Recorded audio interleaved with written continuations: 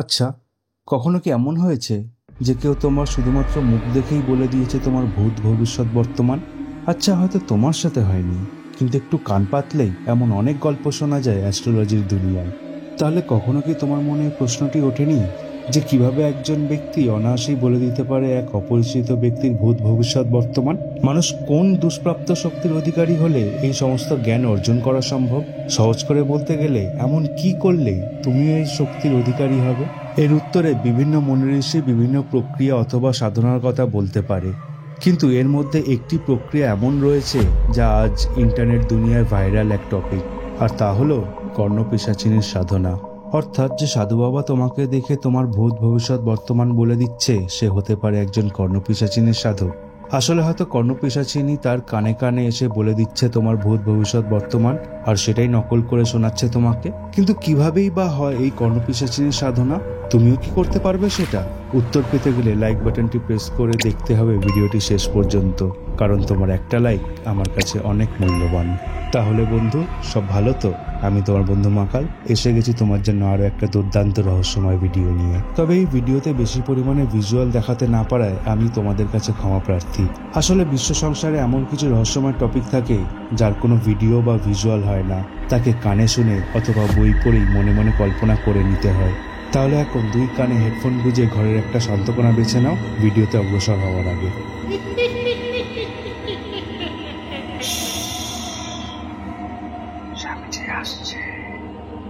কর্ণপিশাচিনী সাধনা সম্পর্কে জানতে গেলে সবার আগে জানতে হবে কর্ণপিশাচিনী সম্পর্কে, আর কর্ণপিশাচিনীর কথা বলতে গেলে জানতে হবে তার ইতিহাস, অর্থাৎ কোথা থেকে এলো এই পিশাচিনী। হিন্দু পুরাণ অনুযায়ী মা কালী অথবা মা তারার মোট 64 জন পরিচারিকা রয়েছে। এর মধ্যে 8 জন হলেন মা কালীর প্রধান পরিচারিকা, যাদের আমরা ডাকিনী বলে চিনি। এরা সর্বদাই মা কালীকে ঘিরে রাখে এবং তাকে পাহারা দিয়ে থাকে। আবার এই 8 জন প্রধান পরিচারিকার মধ্যে প্রতিজনের কাছে রয়েছে নিজের 8 জন করে পরিচারিকা, অর্থাৎ 8 8 64। এই 64 জন পরিচারিকার মধ্যে প্রতিজনের আলাদা আলাদা গুণ, কাজ, কর্মক্ষমতা এবং দক্ষতা রয়েছে। এমনই একজন পরিচারিকা হলেন কর্ণপিশাচিনী। প্রধানত কর্ণপিশাচিনী সাধকের ডান কানের পাতায় ভর করে বলে একে কর্ণপিশাচিনী বলা হয় নাকি এই বিশ্ব সংসারে এমন কিছু নেই যা কর্ণপিশাচিনীর অজানা, তাই সে সহজেই সাধককে ভূত ভবিষ্যৎ বর্তমানের কথা বলে দিতে পারে অনায়াসেই। আর এই কারণেই একে নিম্নমার্গের জ্ঞানের দেবী বললেও ভুল হবে না। এটাও শোনা যায় নাকি কর্ণপিশাচিনী সাধনা করলে সাধকের প্রচুর ধন সম্পত্তি লাভ হয়। কোনো জায়গায় যদি গুপ্তধন লুকানো থাকে তাহলে তারও হদিশ সাধকের কানে কানে এসে বলে যায় পিশাচিনী। সাধারণত এইসব কারণেই লোভে পড়ে কোনো সাধক কর্ণপিশাচিনী সাধনা করে থাকে। তবে আজ ইচ্ছা হলো আর কাল বসে গেলাম কর্ণপিশাচিনী সাধনা করতে, ব্যাপারটা ততটা সহজ নয়। কারণ কর্ণপিশাচিনী সাধনা করা মানে এক কথায় যমরাজের সাথে হাডুডু খেলা। সাধনার আগে এবং পরে কোনো জায়গায় একটা ছোট্ট ভুল ডেকে আনতে পারে সাধকের মৃত্যু। তাই প্রথমত সাধককে হতে হবে একজন অদম্য সাহসী এবং জেদি পুরুষ। দ্বিতীয়ত কোনো রকমের পিছুটান থাকলে চলবে না। এছাড়াও চাই সাধকের দৃঢ় যৌন সঙ্গমের ক্ষমতা এবং দক্ষতা। এর মধ্যে কোনো একটি উপকরণ যদি না থাকে তোমার মধ্যে, তাহলে তুমি সাধনার যোগ্য নও। সাহসী এই কারণে যাতে সাধনার সময় কর্ণপিশাচিনী তোমাকে ভয় দেখালে তুমি আসন ছেড়ে পালিয়ে না যাও। এখানে পালিয়ে যাওয়া মানেই মৃত্যু। জেদি এই কারণে যাতে সাধনার নিয়মাবলী যতই কঠিন এবং ঘৃণ্য হোক না কেন তোমার লক্ষ্য যাতে বিচলিত না হয়। আর এই লক্ষ্যভ্রষ্ট যদি ভুল সময় হয়ে থাকে তাহলেও নিশ্চিত মৃত্যু। পিছুটা না থাকাও আবশ্যক, কারণ কর্ণপিশাচিনী সাধকের সঙ্গে থাকে তার বউ হিসাবে। তাই সাধক যদি অন্য কোনো মেয়ের সংস্পর্শে আসে তাহলেই রুষ্ট হন দেবী। তাই সাধনা সফল হলে ক্ষতি হতে পারে সাধক পরিবারের মহিলা সদস্যদেরও। আর এখানে ক্ষতি বলতে মৃত্যু। সবশেষে দৃঢ় যৌন ক্ষমতা চাই এই কারণে যাতে সাধক মৃত্যুর আগে পর্যন্ত প্রতি রাতে কর্ণপিশাচিনীর সঙ্গে যৌন সঙ্গম করে তাকে তুষ্ট রাখতে পারে। মৃত্যুর আগে পর্যন্ত এই কারণে, কারণ যে রাতে দেবী অসন্তুষ্ট হবেন সেই রাতেই হবে সাধকের শেষ রাত। সবশেষে বলবো, সবকিছুতে মৃত্যু অবধারিত জানা সত্ত্বেও এই সাধনা করা মানে এই সাধকের একটা এক্সট্রা গুণ লাগবে, আর সেটা হলো পাগলামো। এবার বলা যাক সাধনা করবেন কিভাবে, অর্থাৎ সাধনার পদ্ধতি কি। তবে পদ্ধতি বলার আগে তোমাদের সবাইকে একটা ডিসক্লেমার দিয়ে রাখি। এই ভিডিওতে আমি যতগুলো তথ্য দিয়েছি বা দিতে চলেছি তা সবই পেয়েছি ইন্টারনেট ঘেটে এবং বই পড়ে। আমি নিজে কোনো সাধক বা বাবাজি নই যার কথা মেনে তুমি নিজের বাড়িতে বসেই পাকা মৌ মারবে। তাই শুধুমাত্র মনোরঞ্জনের জন্যই এটা দেখছো, এটা মনে করেই আমি অগ্রসর হচ্ছি ভিডিওতে। পদ্ধতি সম্পর্কে জানতে গেলে সাধনার স্থান, কাল, পাত্র সম্পর্কে সর্বপ্রথম জানা দরকার। যেহেতু এটা একটা পিশাচের সাধনা, তাই সাধনার আগে থেকেই নিজেকে শারীরিক ও মানসিকভাবে একজন পিশাচ করে তুলতে হবে। সাধনার স্থান সম্পর্কে বলতে গেলে তোমাকে বেছে নিতে হবে এমন একটা ঘর বা জায়গা যেখানে সচরাচর কেউ আসে না। ঘরটিকে হতে হবে প্রচন্ড নোংরা। এক্ষেত্রে শ্মশান বা লাশঘর জাতীয় জায়গা হলে তো খুবই ভালো হয়। সাধনার কাল বা সময় বলতে বেছে নিতে হবে কৃষ্ণপক্ষের চতুর্থীর দিন।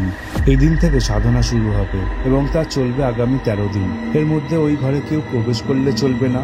ঘরে গণ্ডি কেটে আসন পেতে বিশেষ মন্ত্র জপ করে যে সাধনা করবে তাকে সে গণ্ডি বা আসন ছেড়ে বেরোনো চলবে না যতক্ষণ না পর্যন্ত সাধনা সম্পূর্ণ হচ্ছে। পিশাচিনী বারবার চেষ্টা করবে তোমাকে ছলে বলে কৌশলে ভয় দেখিয়ে গণ্ডি থেকে বের করে দিতে, যাতে তোমার সাধনা সম্পূর্ণ না হয়। আর গণ্ডি থেকে বেরোনো মানেই মৃত্যু। বলে রাখা ভালো, সাধনার 20 দিন আগে থেকে মদ মাংস খেয়ে এবং স্নান না করে নিজেকে নোংরা করে রাখতে হবে সাধনার যোগ্য করে তুলতে। তারও 10 দিন আগে থেকে করতে হবে মা কালী বা মা তারার আরাধনা, যাতে সাধনা চলাকালীন কোনো ভুল ত্রুটি হলে ভগবানের আশীর্বাদে তোমার প্রাণ বেঁচে যায়। এছাড়াও পাত্র বলতে খুব বেশি জিনিসের প্রয়োজন নেই। পেট ভরানোর জন্য রাখতে হবে পর্যাপ্ত পরিমাণের মাংস, সেটা মানুষের মৃতদেহের মাংস হলে তো আরো ভালো হয়। এবং তেষ্টা নিবারণের জন্য লাগবে মদ, লাগবে নরকরটি আর গুয়ে বাবলার ডাল। এছাড়াও বাজ পড়ে মারা গেছে এমন তাল গাছের শিকড় পেলে তো সোনায় সোহাগা। তবে গোটা সাধনা চলাকালীন ঘরে এক ফোঁটা আলো প্রবেশ করলে চলবে না। এবার ধরো এই স্থান, কাল, পাত্র মেনে তুমি বসে পড়েছো সাধনায়, তাহলে আগামী 13 দিন তুমি গণ্ডি ছেড়ে বেরোবে না। তোমার খাওয়া দাওয়া হাগা মোতা সব হবে ওই আসনেই। নিজের গু মাখতে হবে নিজের গোটা শরীরে, সঙ্গে খানিকটা খেয়ে নিলেও মন্দ হবে না। পান করতে হবে নিজের মূত্র। গুয়ে বাবলার ডাল দিয়ে নিজের কপালে কাটতে হবে গুয়ের তিলক। অনবরত উচ্চারণ করতে হবে বিশেষ মন্ত্র। তবে কি সেই মন্ত্র তা আমি তোমাদের বলবো না। বলা যায় না কোনো উঠলোবাইতো কটক যাই গোছের মানুষ আমার এই ভিডিওটি দেখে নিজেই গু মেখে এক্সপেরিমেন্ট করতে বসে গেল।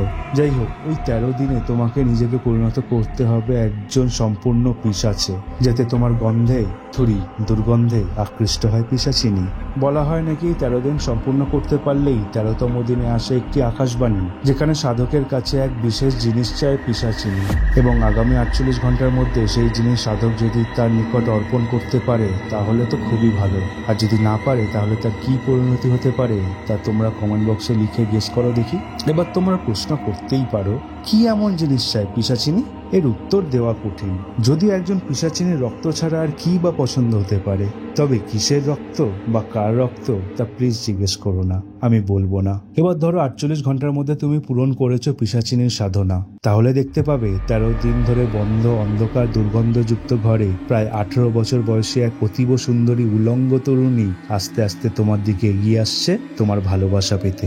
এরপর সেই উলঙ্গ তরুণীর সাথে যৌন সম্ভোগ করে তাকে তুষ্ট করতে পারলেই কেল্লা পথে এক হয়ে যাবে মদ মাংস এবং মেছেলে। সফল হবে তোমার সাধনা। ব্যাস, এবার তুমিও বসে পড়তে পারো লোকের মুখ দেখে ভূত ভবিষ্যৎ বর্তমান বলে দেওয়ার জন্য। এখানে বলে রাখা ভালো, আমার রিসার্চ করার সময় কয়েকটা জায়গায় বিভিন্ন অভিজ্ঞ ব্যক্তিদের মধ্যে মত পার্থক্য লক্ষ্য করেছি। যেমন অনেকে বলেছেন যে এই সাধনা করতে 13 দিন নয় বরং 21 দিন সময় লাগে। আবার কেউ কেউ বলেছেন কর্ণপিশাচিনী যখন প্রথমবার দেখা দেয় তখন সে নিজের আসল কুৎসিত কদাকার ভয়ঙ্কর রূপেই আসে এবং সেই কুৎসিত কদাকার রূপী ভয়ঙ্কর মহিলার সাথেই সাধককে নাকি যৌন সঙ্গম করতে হবে। আবার এক জায়গায় এমনটাও জানতে পেরেছি যে নাকি এই সাধনা কেবলমাত্র পুরুষ সাধকেরাই করতে পারে এমনটা নয়, মহিলা সাধিকারাও নাকি করতে পারে এটা। তবে সেক্ষেত্রে যৌন সঙ্গম করে কিভাবে তুষ্ট করবে তা আমার অজানা। বাকি সমস্ত তথ্যে আমি একটা মোটামুটি সামঞ্জস্য লক্ষ্য করেছি।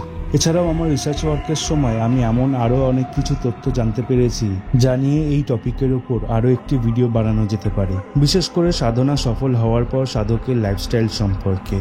এছাড়াও এই ভণ্ডামির যুগে কিভাবে বুঝবে তুমি যে কে আসল কর্ণপিশাচিনীর সাধক আর কে নকল? যদি জানতে চাও তাহলে এক্ষুনি কমেন্ট করে জানাও আমাদের। এছাড়াও এই ধরনের ভিডিও কেমন লাগলো তোমাদের আর কি হলে আরো ভালো হতো তাও লিখে জানাতে পারো।